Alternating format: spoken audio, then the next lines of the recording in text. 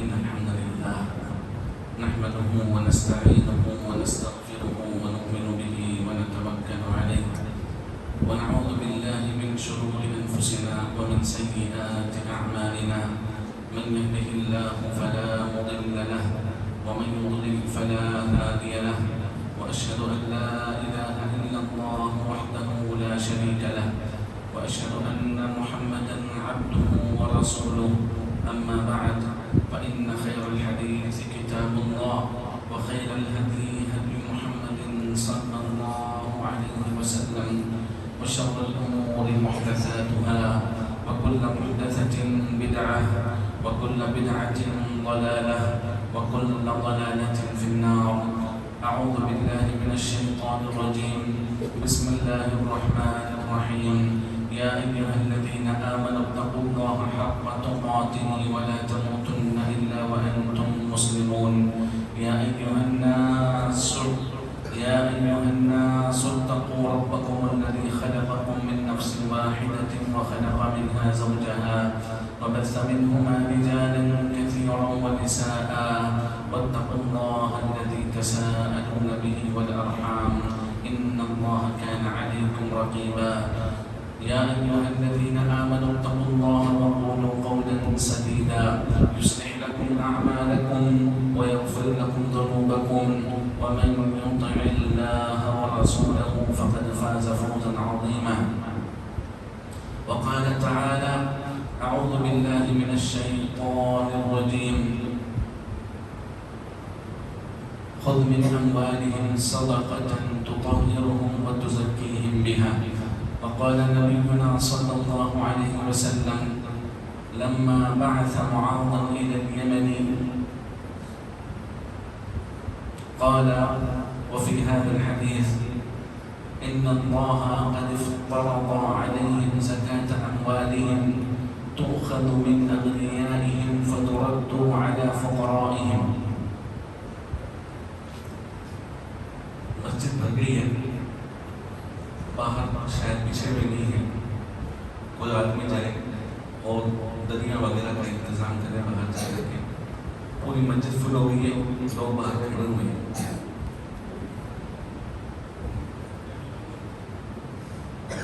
مدرسے میں کوئی اگر چٹائی وغیرہ ہو تو وہ لے جا کر کے بچھا دیں.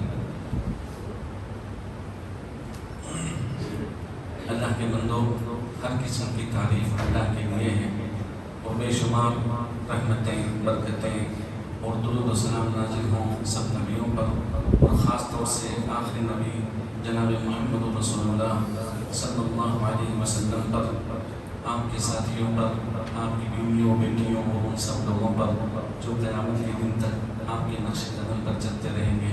اللہم صلی علی محمد وعلی آل محمد كما صليت على إبراهيم وعلى آل إبراهيم إنك حميد مجيد. اللهم بارك على محمد وعلى آل محمد كما باركت على إبراهيم وعلى آل إبراهيم إنك حميد مجيد. پچھلے جمعہ کے خطبے میں آپ لوگوں کے سامنے زکوٰۃ کے تعلق سے بہت ساری باتیں بیان کی گئی تھی اور زکوٰۃ کتنا ضروری ہے یہ سب باتیں آپ کے سامنے آئی تھیں.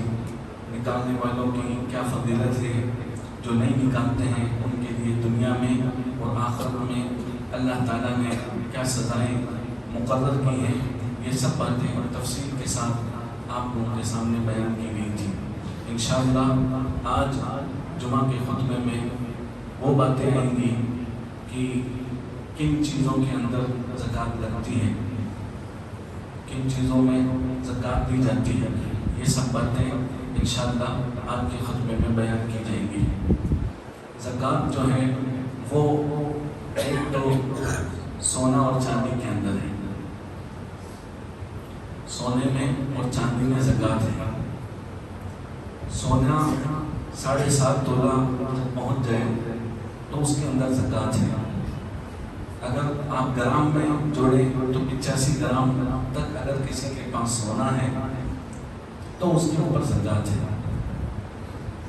2.5% 40واں حصہ 2.5% 40واں حصہ اس کے اندر زکوٰۃ ہے.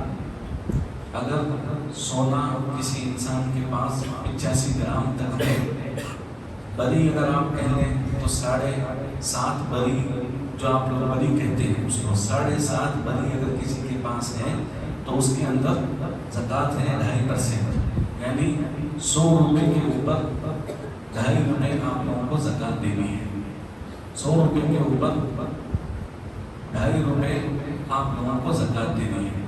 جب سونا 7.5 تولے تک پہنچ جائے، 7.5 بری تک پہنچ جائے، 85 گرام تک پہنچ جائے اور اس کے اوپر سال گزر جائے، اس کو خریدنے کے بعد اس کے اوپر سال گزر جائے، اب چاہے یہ سونا آپ لوگوں کے پاس بسکٹ کی شکل میں ہو، سکوں کی شکل میں ہو، یا اینٹ کی شکل میں ہو، یا کسی اور چیز کی شکل میں ہو،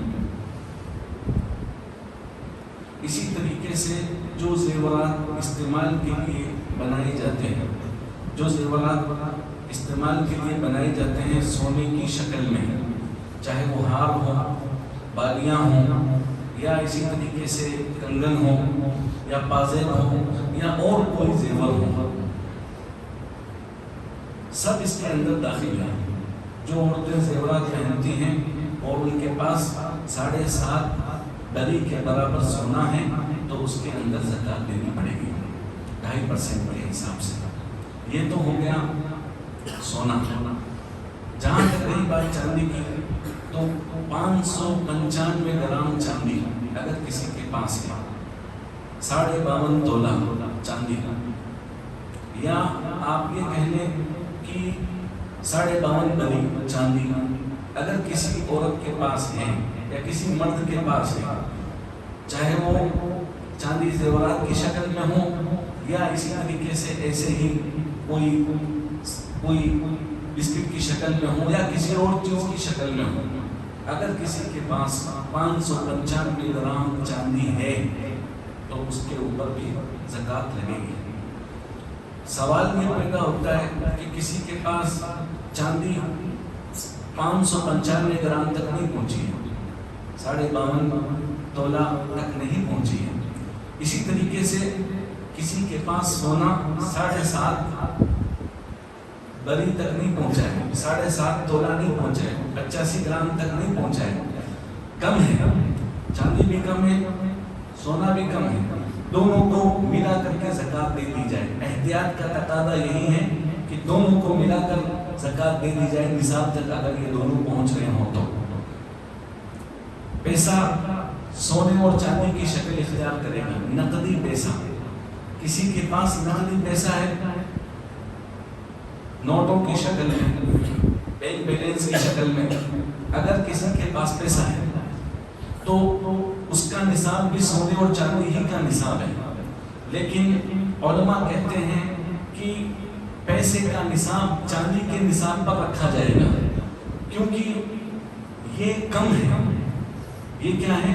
کم ہے۔ مثال کے طور پر انسان کے پاس 60,000 روپے اگر کسی کے پاس ہے تو وہ بنتا ہے 595 گرام چاندی کا نصاب۔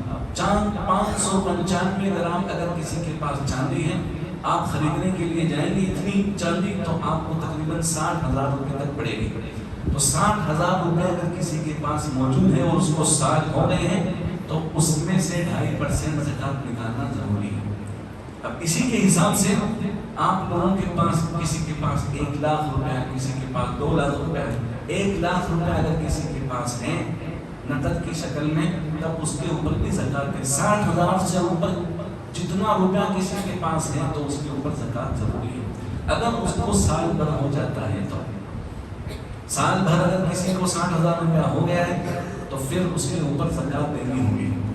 مثال کے طور پر کسی کے پاس 1 لاکھ روپیہ ہے، سال گزر گیا ہے تو سال گزرنے کے بعد میں اس کے اوپر 40واں حصہ 2.5% کے حساب سے 2,500 روپے آپ کو زکوٰۃ نکالنی ہوگی۔ 1 لاکھ کے اوپر 2,500 روپے آپ کو زکوٰۃ نکالنی ہوگی۔ یہ حساب اللہ کے نبی صلی اللہ علیہ وسلم نے بتایا ہے۔ حدیثوں میں اس کی تفصیل موجود ہے.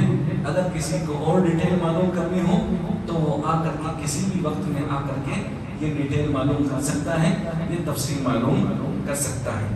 اسی طریقے سے جانوروں کے اندر بھی زکوٰۃ ہے, جانوروں کے اندر بھی زکوٰۃ ہے. اونٹ کے اوپر 5 اونٹ کے اوپر 1 بکری ہے, 30 گایوں کے اوپر 1 بکری ہے, 40 بکریوں کے اوپر 1 بکری ہے. یہ جانوروں کا زکوٰۃ ہے. اور جانوروں میں ان جانوروں کے اوپر زکوٰۃ ہوتی ہے جو بہیمۃ الانعام میں سے ہیں. بہیمۃ الانعام کا مطلب یہ ہوتا ہے کہ جن کی قربانی کی جاتی ہے, جن کی قربانی کی جاتی ہے. اور قربانی جو جن جانوروں کی جاتی ہے وہ اونٹ ہے, بکرا ہے, گائے ہے, بھیڑ ہے, ان جانوروں کی قربانی کی جاتی ہے.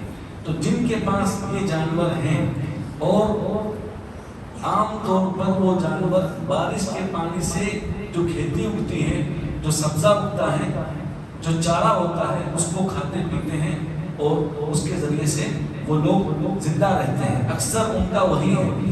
تو پھر ان جانوروں کے اوپر زکوٰۃ ہے. اور اس کی لمبی چوڑی تفصیل ہے, میں ان میں نہیں جانا چاہتا. کیونکہ بہت کم لوگوں کے پاس یہ جانور اتنی مقدار میں ہو پاتے ہیں. اللہ یہ کہ کوئی آدمی ان کا بزنس کرتا ہو تو یہ ایک الگ بات ہے. اسی طریقے سے میرے بھائیوں, گلے کے اندر, پھلوں کے اندر اور جو گلہ اور اناج آپ لوگ اگاتے ہیں بارش کے موسم میں, ان کے اوپر بھی زکوٰۃ ہے. ان میں کن چیزوں پر زکوٰۃ ہے؟ اللہ کے نبی صلی اللہ علیہ وسلم فرماتے ہیں فیما سقط السماء او العیون او کان عشریا العشر, جو آسمان کے پانی سے, جو زمین, جو کھیت آسمان کے پانی سے سیراب ہو, جو کھیتی آسمان کے پانی سے کی جاتی ہو, یا چشموں کے پانی سے, جو زمین سے کنویں ہیں, چشمے ہیں, ان کے ذریعے سے جو چشمے ہیں. چشمے کا مطلب یہ ہوتا ہے کہ کہیں سے پانی آ رہا ہے. مثال کے طور پر پہاڑوں کے اندر سے چشمے نکلتے ہیں, زمین کے اندر سے اپنے آپ ہی پانی پھوٹ پڑتا ہے, اس کو بولتے ہیں چشمہ. ان کے ذریعے سے پانی آ رہا ہے تو اس کے اندر 10واں حصہ ہے. اس کے اندر کیا ہے؟ 10واں حصہ زکوٰۃ نکالنی پڑے گی. اور اگر انسان محنت کرتا ہے کھیتی کے اندر, پانی بجلی استعمال کر رہا ہے, اسی طریقے سے کنووں کے ذریعے سے نکال رہا ہے, یا ٹیوب ویل کے ذریعے سے نکال رہا ہے, یا کہیں سے لا کر کے کھیتی کر رہا ہے, تو پھر ان کے اندر زکوٰۃ کا 5واں حصہ ہے.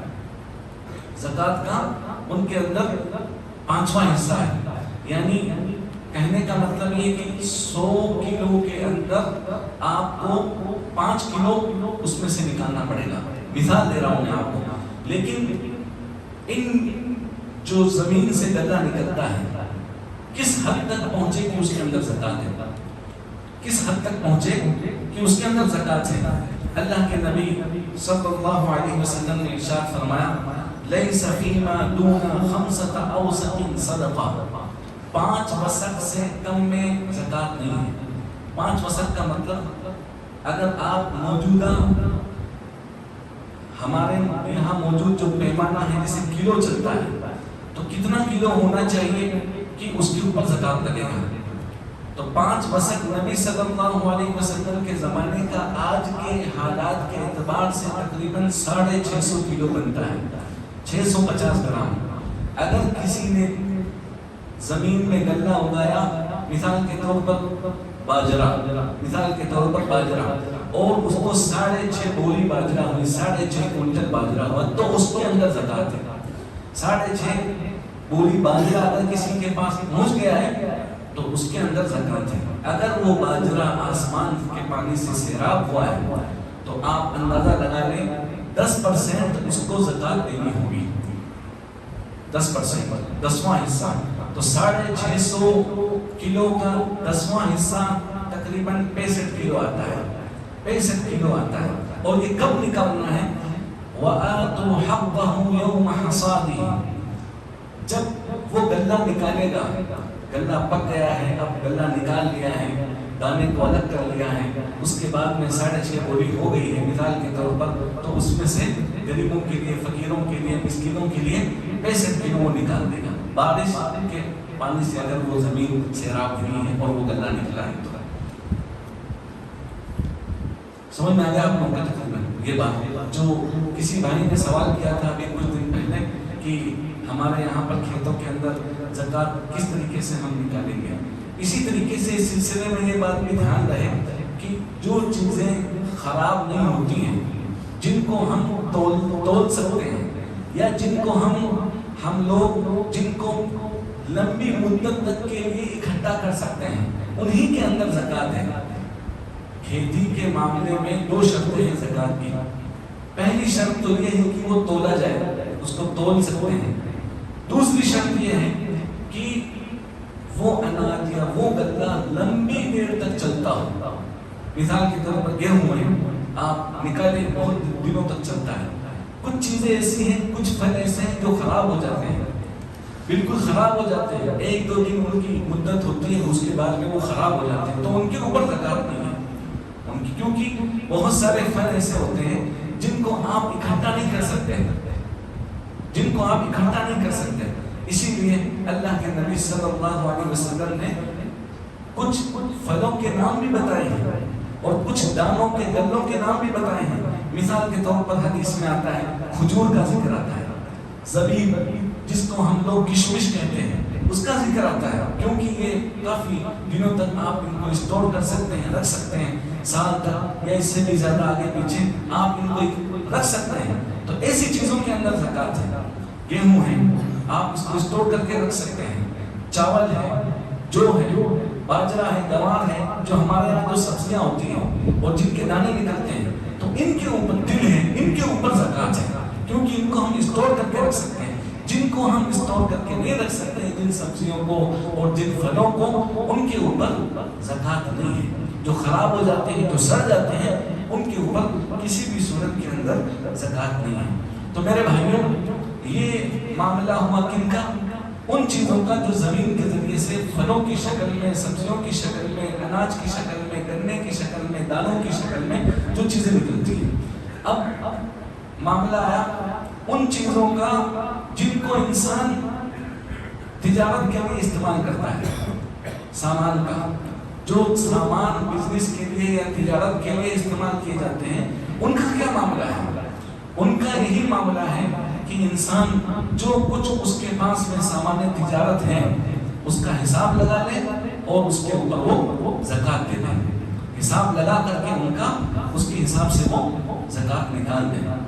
بہت سے لوگوں کے پاس کرائے کے مکانات ہوتے ہیں، کوئی گھر فلیٹ کی شکل میں یا دکان کی شکل میں کہیں پر خرید لیا، کسی کے جے پور میں بہت سارے فلیٹ ہیں، شہروں میں لوگ فلیٹ خریدتے ہیں، بہت سے لوگ ایسے ہیں جو دکانوں کو کرائے پر لیتے ہیں، پھر وہ دے دیتے ہیں، پھر ان کی کرائے کے اوپر زکوٰۃ ہے، ان کے کرائے کے اوپر زکوٰۃ ہے۔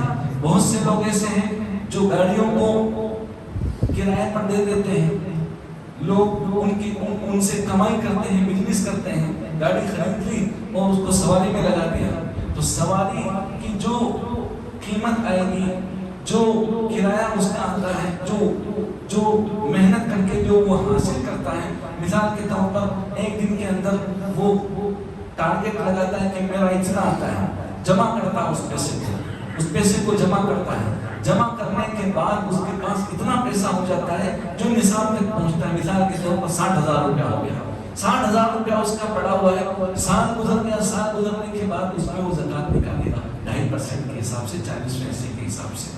یہ ان چیزوں کی زکوٰۃ ہے جو انسان فائدہ اٹھاتا ہے کرایوں کی چیزوں سے، گاڑی ہو گئی، فلیٹ ہو گیا، کوئی دکان ہو گئی، ان کرایوں کے اوپر جب وہ نصاب تک پہنچ جائے، 60,000 روپے تک پہنچ جائے اور ان کے اوپر سال گزر جائے، سال گزرنے کے بعد میں انسان ان سب چیزوں کی کیا ہے؟ زکوٰۃ نکالے گا۔ اسی طریقے سے معاملہ آتا ہے زمینوں کا معاملہ آتا ہے، زمینوں کے اوپر بھی زکوٰۃ ہے۔ اگر انسان نے کوئی زمین تجارت کے لیے بزنس کے لیے پروفٹ کمانے کے لیے فائدے کے لیے. بہت سے لوگ آتے ہیں سوال کرتے ہیں ہم لوگوں سے کہ ہمارے پاس اتنا بیگھہ زمین ہے یا اتنا بڑا فلیٹ ہے, اتنا بڑا ہمارے پاس کیا بولتے ہیں اس کے ہمارا بہت بڑا ہمارے پاس اتنی زمین ہے میرے پاس میں, بیگھے کی شکل میں ہے یا پلاٹ کی شکل میں ہے, کسی بھی شکل میں اتنا ہمارے پاس ہے, تو زکات کیسے نکالی جائے اس کی؟ اگر آپ نے وہ پلاٹ ہو یا اسی طریقے سے وہ زمین ہو, تجارت کے لیے لی ہے, بیچنے کے لیے لی ہے, آپ اس سے فائدہ حاصل کریں گے تو اس کے اوپر زکات ہے.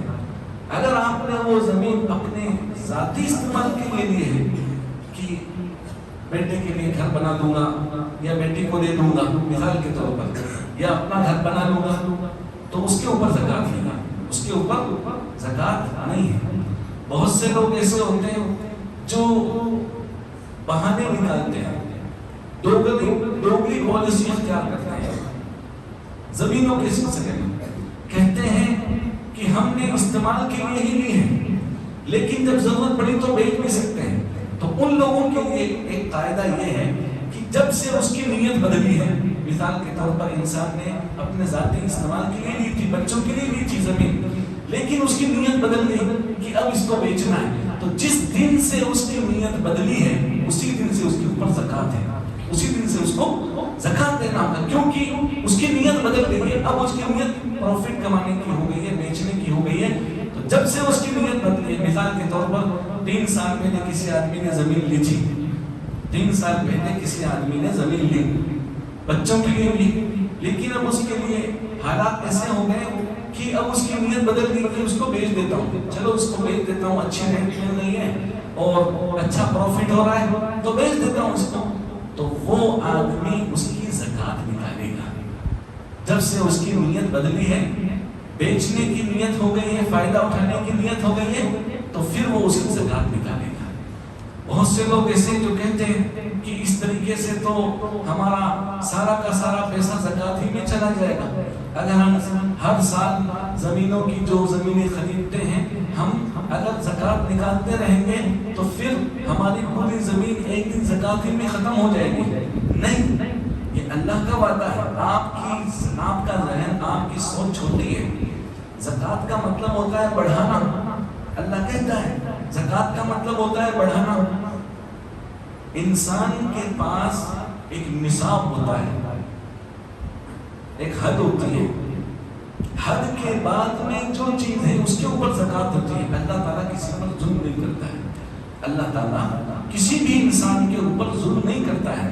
آپ کی ضرورتیں, ساری ضرورتیں اچھی طریقے سے پوری ہو جائیں, آپ استعمال کریں, خوب کھائیں پیئیں, موج کریں خوب, اس کے بعد میں جو زیادہ ہے اور زیادہ بھی 100% میں سے 2.5% یعنی 2.5% صرف استعمال کے بعد میں جو زیادہ ہے اس میں 2.5% صرف. یہ بہت بڑی چیز نہیں ہے, بہت بڑی چیز نہیں ہے. 40 روپے میں 1 روپیہ ہے, 100 روپے میں 2.5 روپیہ ہے, کوئی بڑی چیز نہیں ہے. یہ مال اللہ کا دیا ہوا ہے, اس لیے انسان کو اپنی سوچ چھوٹی نہیں کرنی چاہیے. کبھی کبھی مسئلہ آتا ہے کہ ہمارے پاس قرضہ ہے, ہمارے پاس قرضہ ہے, ہم زکات, ہمارے اوپر تو زکات فرض نہیں ہے, ہمارے اوپر تو قرضہ ہے, ہمارے اوپر تو زکات فرض نہیں ہے. ان سے پوچھو تمہاری پراپرٹی کیا ہے, کہتے ہیں اتنے بیگھہ زمین ہے, اتنا پلاٹ ہے, اتنا 50 بری سونا ہے, اور قرضہ کتنا ہے, 5 لاکھ روپیہ قرضہ ہے. کتنا قرضہ ہے؟ تو بہت سے لوگ ایسے ہیں جو زکات نہ دینا پڑے, ان کا دماغ ایسا ہو گیا ہے کہ قرضہ لے لو, کسی سے 5 لاکھ روپے لے لو, خود کے پاس کروڑوں روپے کی پراپرٹی ہے, کروڑوں روپے اس کے پاس ہے, زمین کی شکل میں, سونے چاندی کی شکل میں, نقد کی شکل میں. اتنا پیسہ ہونے کے باوجود وہ نہ تو زکات نکالتے ہیں اور نہ لوگوں سے جو لیا ہوا قرضہ ہے وہ دیتے ہیں, صرف اس بہانے کو لے کر تاکہ ہمیں زکات نہ لینا پڑے. یہ ظالم لوگ ہیں جو 2 طرح سے ظلم کرتے ہیں. ایک تو زکات جو اللہ کا حق ہے, اللہ نے جو مال دیا ہے اس میں سے اللہ تعالیٰ لیتا ہے غریبوں تک پہنچانے کے لیے, وہ اللہ کے حق کے ساتھ ظلم کرتا ہے. دوسرا قرضہ لے کر کے قرضہ جس سے لیا ہے اس کو دے نہیں رہا ہے, اس کو ٹالتا رہتا ہے, ٹال مٹول کرتا رہتا ہے, آج نہیں بنتا, حالانکہ اس کے پاس کروڑوں روپے موجود ہیں, پراپرٹیاں موجود ہیں, لیکن پھر بھی قرضہ نہیں دیتا ہے. تو دو طریقے سے وہ ظلم کرتا ہے, ایک تو اللہ کے حق کے ساتھ ظلم کرتا ہے کہ زکات نہیں نکالتا ہے, اور دوسرا بندوں کے ساتھ ظلم کرتا ہے کہ ان کا پیسہ جو دیا تھا قرضے کی شکل میں وہ نہیں دے رہا ہے. تو یہ دونوں الگ الگ حق ہیں, دونوں ایک بندے کا حق ہے اور ایک اللہ کا حق ہے, اور دونوں سے کل قیامت کے دن پوچھا جائے گا. اور یہ اللہ کا بھی حق نہیں ہے, یہ غریبوں کا حق ہے, یتیموں کا حق ہے, مسکینوں کا حق ہے, بیواؤں کا حق ہے, محتاجوں کا حق ہے. اللہ نے حکم دیا کہ تم اپنے مال نصیب کے لیے نکالو, لیکن پھر بھی انسان اتنا لالچی ہے, اتنا لالچی ہے, مال کے تعلق سے اتنا زیادہ لالچی ہے کہ لالچ کی وجہ سے وہ ہمیشہ نقصان اٹھاتا ہے. نہ تو کسی کا قرضہ اتارتا ہے, نہ زکات ہی نکالتا ہے, اور بہت بڑے گھاٹے میں ہوتا ہے, بہت بڑے خسارے میں ہوتا ہے, بہت بڑے خسارے میں ہوتا ہے. ابھی کچھ دنوں پہلے ہم بات کر رہے تھے اسی تعلق سے, زکات کے مسائل کے تعلق سے, تو کسی نے کہا کہ یار اتنا سارا زکات نکالنا پڑے گا, اتنا زکات نکالنا پڑے گا, میرے پاس اتنا سونا ہے. اتنا نہیں ہے, یہ جو آپ کے پاس مال ہے اس میں سے 2.5% ہے. آپ حکومت کو 18% دیتے ہو, 20% دیتے ہو جی ایس ٹی کی شکل میں, جہاں پر جن ملکوں میں آپ رہتے ہو, دبئی کے اندر 5% ویٹ دیتے ہو, سعودی کے اندر 15% ویٹ دیتے ہو. اللہ تعالیٰ کو تو 2.5% نکالنا ہے, وہ بھی اس وقت نکالنا ہے جب آپ نصاب تک پہنچ رہے ہیں, آپ کے پاس ایکسٹرا مال ہے. لیکن ان حکومتوں کو تو ہر چیز کے اندر ہم لوگ ٹیکس دیتے ہیں, ہے نا, تو ہم اللہ رب العالمین کے حق کو بھول جاتے ہیں, جو کہ اسلام کا زکات تیسرا سب سے بڑا حکم ہے.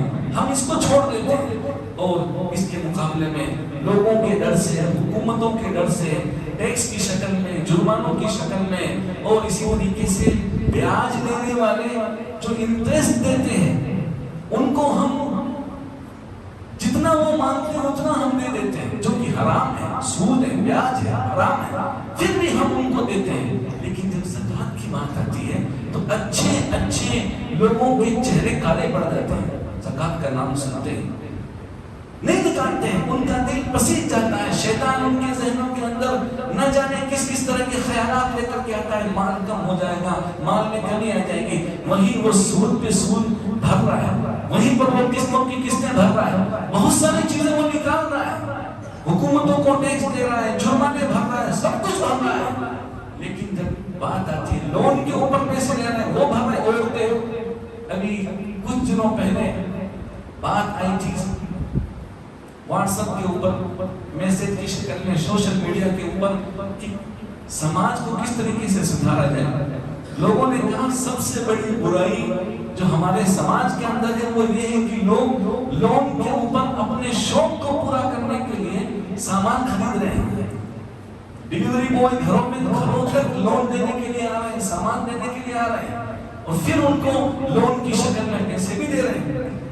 1000 روپے کا سامان 1500 میں خرید رہے ہیں, 10,000 کا سامان 18,000 روپے میں خرید رہے ہیں, ان کو سب دے رہے ہیں. یہ کس چیز کی مار ہے معلوم ہے آپ کو؟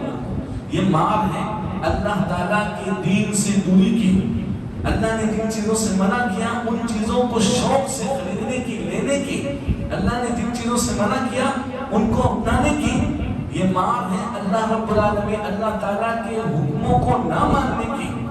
اللہ کے بندوں, زکات یہ بندوں کا حق ہے, اسے نکالا کریں, اور اللہ نے جو مال دیا ہے اس کا صحیح طریقے سے استعمال کریں. کن لوگوں کو زکات دی جائے, انشاءاللہ آگے وقت ملے گا تو آپ لوگوں کو تفصیل کے ساتھ جو اللہ تعالیٰ نے 8 لوگوں کا ذکر کیا ہے سورہ توبہ آیت نمبر 60 کے اندر, تفصیل کے ساتھ اگلے خطبہ جمعے میں کن لوگوں کو زکات دی جانی چاہیے, اور کیا زکات رمضان ہی میں دی جانی چاہیے؟ نہیں, ہمارے یہاں لوگوں نے یہی پڑھا دیا ہے, دماغ میں ڈال دیا ہے کہ زکات رمضان میں نکالی جاتی ہے.